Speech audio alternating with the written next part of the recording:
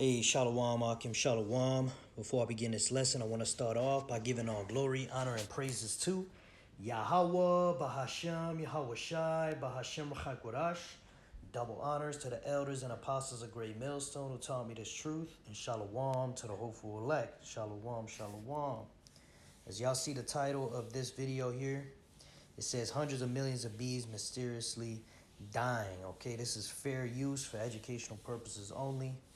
I'm not making any money off of this, all right? But yeah, man, a lot of bees dying. I read an article about it too, but we're just gonna play this video and get into it, all right?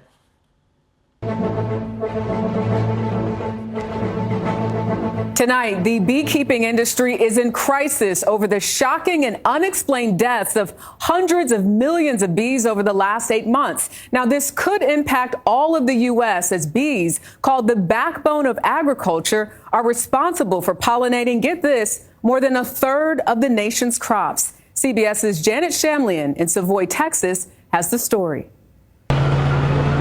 This is what an unfolding disaster looks like in the U.S. beekeeping industry. Each of these hives can hold as many as 80,000 bees, but for reasons no one can pinpoint, the bees in all these hives and tens of thousands more have turned up dead. Have you ever seen it this bad? Never, not even close. The data is showing us that this is the worst bee loss in recorded history. Blake Shook is one of the nation's top beekeepers. He owns Desert Creek Honey and several other beekeeping businesses. If this is a multi-year thing, it'll change the way we consume food in the United States. That's a pretty significant statement. It's huge. It's huge. I mean, if we lose 80% of our bees every year, the industry cannot survive, which means we cannot pollinate at the scale that we need to produce food in the United States. Bees play a critical role in U.S. food production. In addition to making honey, they pollinate 75% of the fruits, nuts, and vegetables grown in the U.S. That's $15 billion worth of crops. So what's causing the deaths, and why now? So these are dead bees in there, and they have always an identifier for a project. Juliana Rangel studies them at Texas A&M University. One potential explanation is that over the last few years, we've seen some locations across the U.S. that have had lower forage available for bees. So when they're supposed to be blooming, let's say in April, they're blooming either earlier in the year or later in the year. And so we have these food deserts, basically, in the summer and fall that the bees sometimes cannot withstand. Back at Shook's bee farm, here we go with the hood. We suited up for a look at his commercial operation. Okay, you ready? Yep. All right, the first thing we do is smoke the entrance, and that calms the bees down.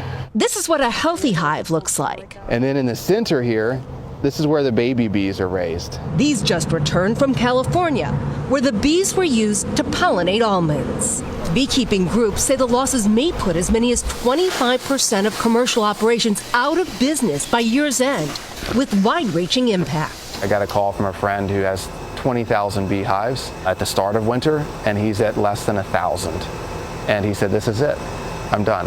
And I've had far too many of those calls in the past weeks. It's not just a beekeeper issue, this is a national food security issue. An industry reeling amid a troubling trend. Janet Shamlian, CBS News, Savoy, Texas. Damn, you see that? They were saying something like 25% are gonna be gone by the year's end of those beehives that they got. Hey, that's a crisis, man. You know, in the article I was reading too was saying something like half of the foods that we eat need to be pollinated by bees, or that bees pollinate 50% of the crops. You see? So yeah, man, that's Esau, man. Esau eating the so-called white man. Okay. Actually, I got this pulled up here. It says, entering this spring, beekeepers will be tasked with rebounding from the worst winter in over a decade for winter bee mortality. A nonprofit organization called Project Apis M surveyed more than 700 U.S. commercial beekeepers and found they lost 62% of their colonies between July 2024 and February 2025, man. And there could be different reasons why, okay, this is happening. All right, but the main reason that I'm thinking about right now, just off the spirit, is how Esau, Edom, the so-called white man, all right, he's destroying the earth, okay? Because he's a damn devil, all right? Everything he does it contrary to the scriptures, all right? You can read the law, and, you know, just one example, there's a law in the Old Testament that talks about the land Sabbath, okay? And I believe I got it pulled up here. Yeah, this is Leviticus chapter 25 and verse 4. But in the 7th year shall be a Sabbath of rest unto the land, a Sabbath for Yahweh. Thou shalt neither sow thy field nor prune thy vineyard. All right, so you give the land a year of rest every 7th year. Okay, you know, there's other laws that, you know, talk about when a woman has her period. All right, she has to be in a separate house. Okay. You got other laws that talk about mixed fabrics, or, you know, you're not supposed to wear mixed fabrics. Okay, and all the fabrics we wear, all right, most of them are mixed fabrics because that's how Esau rolls, right?